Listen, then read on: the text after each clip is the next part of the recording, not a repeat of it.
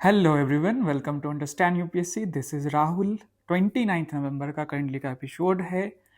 Map का homework आज आप लोगों को नहीं दूंगा, रीज़न बिंग कि कल आप लोगों का ईपीएफओ का मोस्ट ऑफ द स्टूडेंट्स जो हैं उनका पेपर है, तो आप लोगों को पहले ऑल द बेस्ट, अच्छे से जाके पेपर दीजिए। सेकेंड थिंग इज़ कि हमारा जो ये चैनल है मतलब कि करेंट अफेयर्स के लिए जो एक्सक्लूसिवली इस महीने बनाया गया, ऑलमोस्ट 3000 पीपल, आई मीन 3000 के आसपास हम हो गए एक महीने में। एंड करेंटली का ये 4th मंथ था जिसको आज हम एक तरह से कंप्लीट कर रहे हैं। बाकी 3 मंथ्स के जो वीडियोस थे वो हमारे जो अंडरस्टैंड यूपीएससी के मेन यूट्यूब चैनल पे आया करते थे। ठीक है, तो ओवर द मंथ्स आप लोगों का जो सपोर्ट रहा है, आप लोगों ने जिस तरीके से सराहा है, साथ दिया है, उसके लिए बहुत बहुत धन्यवाद। एंड अभी मतलब कि आज थोड़ा डिले हो रहा है इसको रिकॉर्ड करने में, इसके पीछे का रीज़न है मेरे घर में जो मतलब काइंड ऑफ फाइनेंशियल इमरजेंसी कह रहा हूँ, हेल्थ इमरजेंसी थी। कोई चिंता की बात नहीं है, बट मैं सुबह से मतलब हॉस्पिटल में था, बट अभी everything is under control and मैं घर वापस आया हूँ, तो मैं इसको रिकॉर्ड कर रहा हूँ। ठीक है, तो आप लोगों को कोई कमेंट करने की ज़रूरत नहीं है, everything is fine and thank you for all the concern. ठीक है, हम आते हैं आज के इंपॉर्टेंट आर्टिकल्स पे। टोटल 7 आर्टिकल्स है। पहला आर्टिकल है, बहुत सुंदर आर्टिकल है, पॉजिटिव आर्टिकल है, दैट इज इंडिया का जो क्वार्टर सेकेंड इस फाइनेंशियल ईयर के क्वार्टर सेकेंड, देखो 4 क्वार्टर्स होते हैं इन 1 ईयर, एक फाइनेंशियल ईयर में। अप्रैल से लेके मई एंड जून, ये फर्स्ट हो गया। एंड जो सेकेंड क्वार्टर है वो कौन सा होगा? जुलाई, अगस्त, ये 3 महीने एंड सितंबर, ये 3 महीने इसमें काउंट होंगे। तो इन 3 महीने में जो इंडिया का जीडीपी ग्रोथ रहा है, रियल जीडीपी ग्रोथ, वो 8.2% रहा है। रियल जीडीपी ग्रोथ का क्या मतलब होता है, नॉमिनल का क्या मतलब होता है, आपको पता होगा, बेसिक है कि रियल में ना आप इन्फ्लेशन को एडजस्ट कर देते हो, उसको हटा देते हो, और नॉमिनल में ना इन्फ्लेशन इंक्लूडेड रहता है। ठीक है, तो हमेशा आपको दिखेगा मोस्ट ऑफ द टाइम्स जो रियल जीडीपी है वो ज़्यादा रहता है एज कंपेयर टू नॉमिनल के। ठीक है, तो इंडिया का जो इस क्वार्टर में, second quarter of this financial year, वो कितना रहा? 8.2%। एंड फर्स्ट क्वार्टर में जो रियल जीडीपी था, मतलब कि अप्रैल में जून में, वो 7.8% था। फिर फर्स्ट हाफ जो है, अगर बात की जाए पूरे मतलब 6 महीने दोनों को मिला दो, दोनों क्वार्टर्स को मिला दो, तो 8% रहा है। फाइन, सो बहुत अच्छी खबर है। हमारे ऊपर टैरिफ लगाया गया, हमारे ऊपर बहुत सारे रेस्ट्रिक्शंस लगाए गए, ग्लोबल इकोनॉमी में इश्यूज थे, बहुत सारे प्रॉब्लम्स थे जो हम देख रहे थे। फिर भी इंडिया अगेन एक तरह से इमर्ज करता है, दुनिया को बताता है कि you have to trust us, you have to understand this, कि हमारा जो इकोनॉमी है ना वो मतलब कि नेक्स्ट 1-2 डेकेड्स में दुनिया में सबसे तेज़ी से ग्रो करने वाला इकोनॉमी है, और रहा है। आई मीन इनफैक्ट चाइना के बाद अगर देखो तो लास्ट 20-25 ईयर्स में इंडिया ही वो कंट्री रहा है जो सबसे ज़्यादा ग्रो किया है। ठीक है, तो उस चीज़ को और बल मिलता है। Fine, so same quarter has last year कितना था? 5.6%। अगर हम कंपेयर करें लास्ट ईयर के जुलाई अगस्त सितंबर वाले क्वार्टर, जो सेकेंड क्वार्टर था, उसमें 5.6% ही हुआ करता था। सो ये बहुत अच्छी खबर है, और इसके पीछे का रीजंस जो है मैं आप लोगों से कमेंट सेक्शन में जानना चाहता हूँ कि क्यों इंडिया का जो है ग्रो मतलब जीडीपी ग्रो किया। मैं चाहता हूँ आप लोग सोचो इस चीज़ को, एनालिटिकल थोड़ा अपना थॉट प्रोसेस बनाओ। तो आई थिंक आप लोग कमेंट कर सकते हो, पर मैं कोशिश करता हूँ अपने साइड से, जस्ट लाइक एक चीज़ है कि अब हम ना कंजम्पशन बेस्ड जो मतलब कि इकोनॉमी को जो है ना कंजम्पशन बेस्ड की तरफ ले जा रहे हैं। देखो, इकोनॉमिक ग्रोथ होने के बहुत सारे रीजंस हो सकते हैं, जैसे फॉर एग्जांपल इन्वेस्टमेंट हो सकता है, एक्सपोर्ट हो सकता है जैसे चाइना में होता है, एंड कंजम्पशन बेस्ड जो कि इंडिया में होता है। सो ये जो उछाल आया है ना, उसका रीज़न है कंजम्पशन बेस्ड। कैसे है? तो अगर देखो तो लास्ट कुछ ईयर्स में इंडियन गवर्नमेंट ना फोकस कर रही थी कि हम इन्वेस्टमेंट, एक्सपोर्ट के थ्रू कोशिश करेंगे कि हमारी जो है जीडीपी ग्रो करे। बट अभी क्या हुआ कि लास्ट कुछ महीनों में दिख रहा है कि हम कंजम्पशन बेस्ड जो हमारा रहा है ट्रेडिशनली, उसी की तरफ शिफ्ट कर रहे हैं, और टैक्स रेट्स कम कर दिए गए। ठीक है, जीएसटी में मतलब उसको मतलब रिफॉर्म उसमें किया गया। टैक्स रेट्स कब कम किए? 2000 मतलब इस फाइनेंशियल ईयर में हुआ ना, अनाउंसमेंट हुई थी ना, इलेक्शन नहीं, लास्ट ईयर ही हुई थी if I am not wrong, कि 12 लाख तक नहीं लगेगा कोई टैक्स। इस साल हुई है लास्ट ईयर, मुझे एक बार चेक करना पड़ेगा, आप लोग कंफर्म करके बता देना। बट रीजन सोचना कि क्यों 8.2% ग्रो कर रहा है। और अभी दिवाली वाला तो सीजन नवंबर में आएगा, वो तो बाकी ही है, ठीक है, उसमें तो और मुझे लगता है उम्मीद है जाने की। फाइन, तो यही है पूरा ऑल टुगेदर। नॉमिनल जीडीपी जो है 8.7% रहा है, ज़्यादा रहेगा, ठीक है, क्योंकि इन्फ्लेशन इसमें इंक्लूडेड है। और हमेशा ये ट्रू नहीं होगा कि हमेशा ज़्यादा ही रहेगा, बट इन्फ्लेशन जो है वो ऑब्वियसली नेगेटिव में जाने के चांसेस बहुत कम होते हैं ना, that's why I am saying this, ठीक है। अरे इरेज कैसे करते हैं, किधर से करते हैं इरेज भाई, ये क्या हो गया, वेट, यही तो था, चलो कोई नहीं, सेकंड पे चलते हैं हम, देखूंगा मैं इसको आगे। तो दो आर्टिकल है, सिंपल है। पहला, पुतिन जो है इंडिया आ रहे हैं नेक्स्ट वीक में समिट के लिए, हमारे प्राइम मिनिस्टर से मिलेंगे एंड फिर प्रेसिडेंट से मिलेंगे, पूरी डेलीगेशन आएगी। एंड हमारी जो रिलेशन है रशिया के साथ क्या है, special and privileged strategic partnership है हमारी, ठीक है। तो बहुत इंपॉर्टेंट है। अभी जैसे यूएस और इंडिया के बीच में जिस तरह से चीज़ें हो रही थी लास्ट 3 मंथ्स में, ट्रम्प और जो है इंडिया के अगेंस्ट जो वो डिसीजन मेकिंग कर रहा था, खास करके रसिया उसमें सेंटर स्टेज पे था, क्योंकि हम ऑयल खरीद रहे थे, ठीक है। सेकेंड थिंग इज, जब वो आएंगे तो कोर अट्रैक्शन क्या होगा, किस चीज़ पे बात होगी, तो अब हम ना S400 से आगे S500 की ओर बढ़ने की कोशिश कर रहे हैं। हम सोच रहे हैं इसे भी परचेज करें फ्रॉम रशिया। आपको पता है कि S400 एंड S500 क्या है, हम आगे इसको और अच्छे से डिस्कस करेंगे। सो मुझे एक क्वेश्चन आप लोगों से पूछना है, जैसे मैंने पूछा ना, क्या रीजन है इकोनॉमिक जो है ग्रोथ हुआ, 8.2% रियल जीडीपी हो गया सेकेंड क्वार्टर इस फाइनेंशियल ईयर के, उसी तरीके से मुझे पूछना है कि रशिया हमारे लिए क्यों इंपॉर्टेंट है। ऑल्दो ऑयल जो है हम खरीदना कम कर चुके हैं, ठीक है, फिर भी क्यों इंपॉर्टेंट है, 3-4 पॉइंट्स बताइए, बताओ। आप लोग कोई बता सकते हो तो कमेंट सेक्शन में बिल्कुल बताओ, मैं कोशिश करता हूँ। एक जो सबसे इंपॉर्टेंट रीजन है रशिया का, कि रशिया के पास वीटो पावर है, एंड हमेशा से ही इंडिया को उसने सपोर्ट किया है, ट्रस्ट किया है, ठीक है। दूसरा जो रीज़न है, मतलब कि हमें इंटरनेशनल जो बॉडीज़ होती हैं, इंस्टीट्यूशंस होती हैं, वहाँ पे रशिया सपोर्ट करती है इंडिया को। सेकेंड थिंग इज़, इंडिया को जो है रशिया मतलब कि एक तरह से डिफेंस के पर्सपेक्टिव से देखे तो इंडिपेंडेंस के टाइम से सपोर्ट कर रहा है, ठीक है। तो इवन इतना भरोसा ट्रस्ट करता है कि जो न्यूक्लियर सबमरीन तक इंडिया में बनाने के लिए अलाउ कर देता है वो, समझ रहे हो, बहुत ज़्यादा ट्रस्ट करता है। एंड हम भी रेसिप्रोकेट करते हैं, रशिया मतलब यूएसए ने जितनी भी कोशिश की, बट रशिया का साथ हमने नहीं छोड़ा, हमारे लिए बहुत इंपॉर्टेंट है एंड टाइम टेस्टेड फ्रेंड है। मोदी जी बोलते हैं ना कि दो नए दोस्त से बेटर है एक पुराना दोस्त, ठीक है। आप लोग भी इसको लाइफ में मतलब अप्लाई करना, इवन 5 नए दोस्त से भी मच बेटर है एक पुराना दोस्त, क्योंकि वो ट्रस्टेड है, वो खराब समय में आपके साथ खड़ा हुआ है। 5 नए फ्रेंड के अभी आप टेस्ट करोगे, अभी टाइम बताएगा कि कितने आपके साथ हैं और कितने आपके साथ नहीं है। सो रसिया हमारा पुराना फ्रेंड है। डिफेंस जो वीटो पावर है रसिया का, खास करके यूएन में, यूएनएससी में। देन वी हैव रशिया जो है हमें हमारी जब हमने रशिया के साथ रिलेशन, मतलब उस समय सोवियत रशिया था, यूएसएसआर था, तो हमने रशिया के साथ रिलेशन अच्छा किया उस समय में। उसका रीजन था इंडस्ट्रियलाइजेशन। देखो, दो ध्रुव में बटा था दुनिया, एक तो यूएसएसआर है, दूसरा यूएस लेड है। अब यूएस लेड ना काइंड ऑफ बहुत रेस्ट्रिक्शंस लगाता था, बट यूएसएसआर जो है एक तरह से इंडिया के लिए मतलब चीज़ें कंड्यूसिव कर रहा था, तो India went with the USSR and industrialisation. आपको पता है बहुत सारी चीज़ें रशिया ने पोस्ट इंडिपेंडेंस इंडिया के लिए की है, तो ये भी रीज़न रहा है। एंड अभी नया एक फैक्टर आया हमारे रिलेशनशिप में, दैट इज़ ऑयल, या कह सकते हो एनर्जी, एंड उस पर फिर हमने बहुत परचेज किया, एंड अभी थोड़ा कम करना पड़ रहा है यूएसए के दबाव में, ठीक है। तो जो सेंटर ऑफ अट्रैक्शन अगेन होगा डिफेंस, रहा है, रहेगा। During Putin's visit, defence minister Rajnath Singh and Andrew Belousov, इनका नाम आप प्रोनाउंसिएशन देख लीजिएगा, वो मिलेंगे दिसंबर 4 को। किन चीज़ों पे डिस्कशन होगी, S400 एयर डिफेंस सिस्टम, जिसमें क्या है कि India had ordered 5 S400 units, Bharat ने इसको खरीदा रशिया से, जिसमें से 3 यूनिट्स ऑलरेडी डिलीवर हो चुका है इंडिया को, 2 अभी बाकी है, एक 26 में मिलेगा, दूसरा 27 में मिलेगा।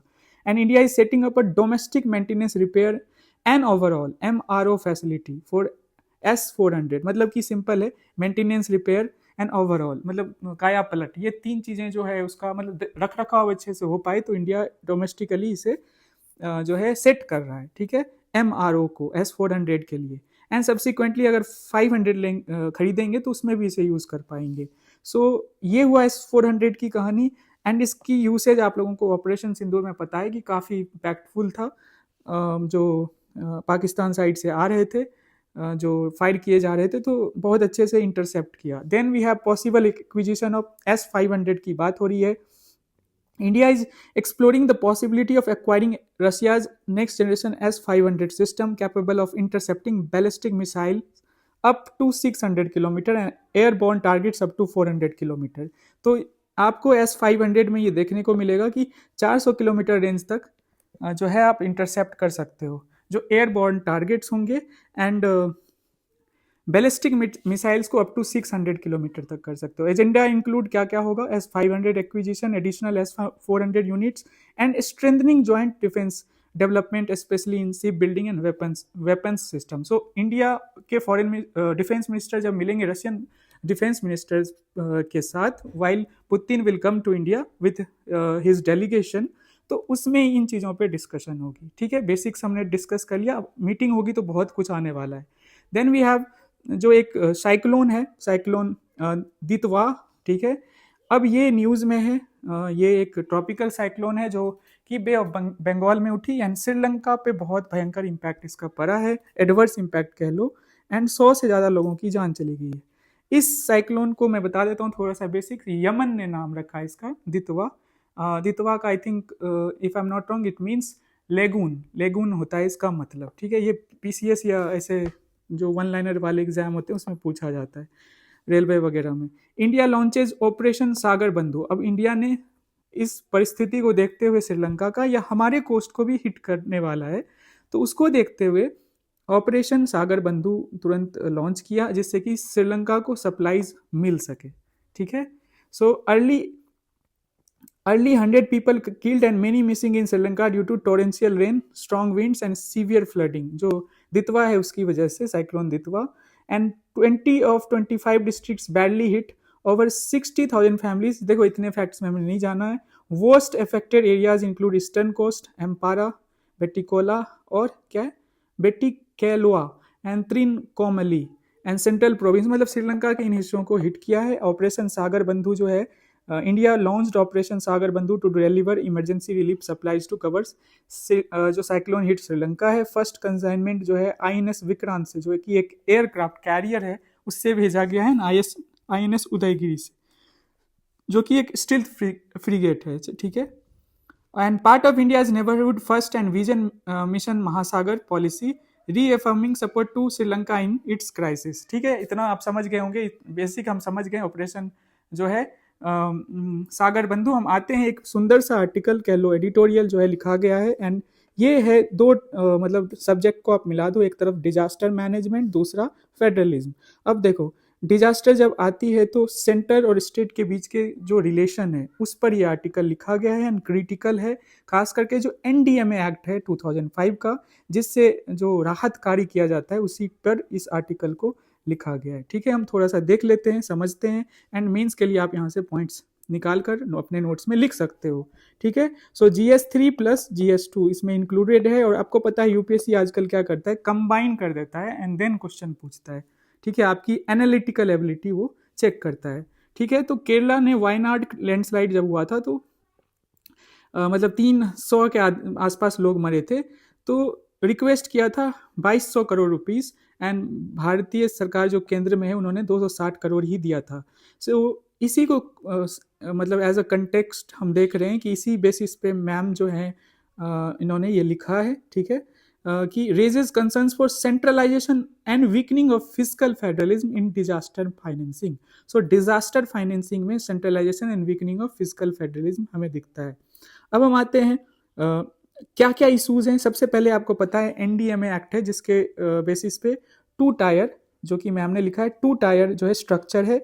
एक तो NDRF नेशनल लेवल पे काम करती है, जिसके फंड पूरा सेंट्रल गवर्नमेंट देती है, यूनियन गवर्नमेंट पे करती है, and then we have SDRF, जिसमें फॉर्मूला क्या है कि 75% जो है ना फाइनेंस सेंट्रल गवर्नमेंट देगी। ठीक है, राहत कार्य में जो स्टेट जो डिजास्टर रिलीफ फंड जो है फंड है कह लो, उसमें 75 स्टेट देगी एंड 25%, सॉरी सेंटर देगी एंड 25% स्टेट देगी। And when it comes to special जो स्टेट्स होते हैं उसमें Himalayan and north eastern state से 90 सेंटर देगी एंड 10 स्टेट देगी, ठीक है। सो उसमें ही स्ट्रक्चरल इशूज हैं, देखते हैं क्या है।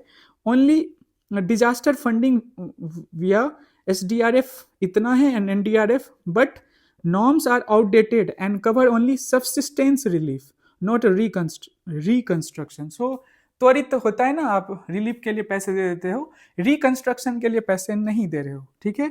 एंड सीवियर डिजास्टर जो कीवर्ड है इस एक्ट में जो है अनडिफाइंड है, गिविंग सेंटर वाइड डिस्क्रिप्शन। सो सीवियर डिजास्टर अगर जो है उसको डिफाइन अच्छे से नहीं किया गया और सेंटर के पास ज़्यादा पावर हो जाता है, यही है सेंट्रलाइजिंग टेंडेंसी की मैम बात करिए। और भी देखेंगे, प्रोसीजरल डिलेज होता है, fund releases are not automatic. एक तो स्ट्रक्चरल हमने देख लिया, प्रोसीजरल देखेंगे, फिर एलोकेशन प्रॉब्लम्स देखेंगे, केरला का केस भी देखेंगे, ठीक है। एंड नीडेड रिफॉर्म्स, क्या क्या जरूरत है, सॉल्यूशंस पे भी बात करेंगे, ठीक है। सो fund releases are not automatic, require multiple clearances. SDRF rules prevent use for livelihood restoration and long term rebuilding. Ma'am इस चीज़ को बोल रही है कि जैसे लैंडस्लाइड आता है ना तो घर टूट जाता है, इंफ्रास्ट्रक्चर तबाह हो जाता है, तो उस समय में बिल्डिंग के लिए, रिकंस्ट्रक्शन के लिए पैसे नहीं मिल रहे हैं, इस मतलब कि जो अरेंजमेंट की गई है डिजास्टर के लिए, ठीक है। तो वो उसमें ज़रूरत है मतलब कि रिफॉर्म करने की। एलोकेशन प्रॉब्लम्स क्या है, finance commission formula uses population and population area को ही ध्यान में रखती है, ठीक है, जिसमें कि मैम के अकॉर्डिंग केरला पीछे रह जाता है। Ignoring hazard exposure, poverty linked vulnerability, ठीक है, एंड राइजिंग क्लाइमेट एक्सट्रीम्स, मतलब 3 चीज़ों की को इग्नोर कर दिया जाता है, क्योंकि जो फाइनेंस कमीशन जो डिजास्टर मतलब कि डिजास्टर फंडिंग के लिए जो रिकमेंडेशन देती है तो उसमें पॉपुलेशन एंड एरिया को कंसीडर करती है, जिससे कि ये 3 चीज़ें जो है इग्नोर हो जाता है। अब केरला केस में देखते हैं क्या शो करता है weaknesses. Kerala's unspent SDRF balance can not be used flexibly, ठीक है। Only part of Wayanad classified as severe, reducing NDRF support, ठीक है। एक मतलब छोटा सा तबका था वहीं पे जो वायनाड में इशू हुआ था लैंडस्लाइड वाला, उसको सीवियर घोषित किया गया था, तो NDRF वहीं एक्टिव होगी, NDRF का सपोर्ट वहीं मिलेगा, बाकी इलाके वैसे ही रह गए। So similar issues seen in Himachal, Uttarakhand, Assam, Tamil Nadu and Punjab में भी आपको दिखा होगा कि ये इशू अभी आया था रिसेंटली। सो नीडेड रिफॉर्म्स क्या है, 16th finance commission must update relief norms, use vulnerability based criteria, मतलब कितना वल्नरेबल है वो इलाका, उसको भी एज अ क्राइटेरिया देखना चाहिए। Create objective triggers, rainfall, fatalities, loss to GSDP, ये सारी चीज़ों को भी कंसीडर करना चाहिए। And ensure faster rules based cooperative funding, ठीक है। यही 4-5 चीज़ें हैं, खास करके 16 फाइनेंस कमीशन के लिए रिकमेंडेशन है। This is the last article of the day. और इसमें क्या है बेसिकली कि हंगरी जो है ना, एक कंट्री हंगरी, देख लो लोकेशन, ये हंगरी रहा आपका यूरोप, एंड इधर रोमानिया है, यूक्रेन है, स्लोवाकिया है, चेकोस्लोवाकिया, तो चेक रिपब्लिक अलग कंट्री है, स्लोवाकिया अलग कंट्री है, then we have Austria and Switzerland, तो इधर है, तो स्लोवेनिया, क्रोएशिया, ठीक है। तो इनके साथ सर्बिया, इनके साथ बॉर्डर शेयर करती है और बुडापेस्ट के थ्रू एक बहुत इंपॉर्टेंट रिवर क्रॉस करती है। क्या आप लोग बता सकते हो? अगर बता सकते हो तो बताना, बहुत इंपॉर्टेंट रिवर है। एंड हम यूरोप को जब मैप में कवर करेंगे ना तो मैं सब बताऊंगा, ठीक है। सो लेट अस सी कंटेक्स्ट क्या है कि हंगरी जो है ना, जो कि एक EU का पार्ट है, यूरोपियन यूनियन का, स्टिल हंगरी जो है ना ऑयल जो है या नेचुरल गैस कह लो वो खरीद रहा है रशिया से। ऑल्दो EU के जो कंट्रीज हैं प्रेशर बना रहे हैं अपने मेंबर्स पे कि वो कम कर दे खरीदना, ठीक है। रीजन क्या है, जो यूक्रेन में रशिया कर रहा है इसकी वजह से, ठीक है। तो हंगरी ने इस चीज़ को नहीं माना एंड जो है Hungary PM defies EU, promises Putin to keep buying Russian oil, ठीक है। सो कैपिटल बुडापेस्ट है, सेंट्रल यूरोप में आपको दिख रहा है। बॉर्डरिंग कंट्रीज हम बात कर चुके हैं, Australia, Slovakia, Ukraine, Romania, Serbia, Slovenia, Croatia. And EU membership इन्होंने इस कंट्री को फर्स्ट में 2004 में मिली थी। नाटो का भी मेंबर है, EU का और नाटो दोनों का मेंबर है। आपको पता है नाटो के मेंबर पे डायरेक्ट क्वेश्चन पूछा गया था लास्ट 2-3, स्वीडन न्यूज में था, Finland, Sweden and one more country was there. So की ज्योग्राफी क्या है, लैंडलॉक्ड कंट्री है, ध्यान रहिए, कहीं से भी सी का रास्ता नहीं, ये रहा एड्रियाटिक सी। एंड डेन्यूबे रिवर यही तो है, पासेस थ्रू बुडापेस्ट। चलो कोई नहीं, यही इसकी बेसिक्स थी, आपको समझना था। एंड आज के लिए इतना ही। आप लोग को अगर वीडियो अच्छा लगे, आपको अगर लेक्चर का कंटेंट अच्छा लगे, बिल्कुल इसे आप लाइक करो, सब्सक्राइब करो और अपने फ्रेंड्स के साथ शेयर करो, एंड जो बेल आइकन है उसको दबा दो, ठीक है। मैं मंडे से सोच रहा हूँ कि अर्ली मॉर्निंग आपको करंट अफेयर्स वीडियोस मिलेंगी। सेकेंडली, जो पीडीएफ में डिलेज आ रहे हैं उसको भी इस मतलब कि आज से कल तक में कंप्लीटली एड्रेस किया जाएगा, एंड टाइमली आपको पीडीएफ भी मिलेंगी, जो कि इस वीडियो के डिस्क्रिप्शन में लास्ट लिंक पे आप क्लिक करके पहुंच सकते हो। बाकी हाँ, टीडीएफ, मैप, ये सारी चीज़ें जो प्लान में है। तो टीडीएफ के लिए आई वुड से कि मैं गवर्नेंस मंडे से स्टार्ट डेफिनेटली कर रहा हूँ, आप लोग भी आना। और टीडीएफ का जिस तरह से टॉपर्स कॉपी से चलता था वैसे ही चलेगा। ग्रुप पे आपको चीज़ें अपनी जो है सबमिट करनी है। प्लस मैप वाला जो है ना, मैं वेस्ट एशिया वाला मंडे को डेफिनेटली अपलोड करूंगा। ये 3 चीज़ें हम करेंगे, साथ साथ प्रीलिम्स पे फोकस करेंगे, मेंस के लिए चीज़ें तो प्रिपेयर हो ही रही है, ठीक है। Thank you so much. इस चैनल पे आप लोगों ने 1 महीने बहुत सपोर्ट किया मुझे, एंड आगे भी मतलब सब कुछ ठीक रहा तो चीज़ें उसी तरीके से बढ़ेंगी। नेक्स्ट मंथ में भी अगला क्लास मंडे को होगा, दैट इज आई थिंक 1 दिसंबर, एंड नया स्टार्ट हम करेंगे मंडे से, ठीक है। Thank you so much, bye, take care, पढ़ाई कीजिए, एंड हेल्थ को बिल्कुल कॉम्प्रोमाइज़ नहीं कीजिएगा, बिल्कुल भी नहीं, चाहे कुछ भी हो जाए, सबसे इंपॉर्टेंट हेल्थ एंड फैमिली है, ये बात याद रखिएगा, ठीक है। Thank you so much, bye, take care, and मिलते हैं मंडे को।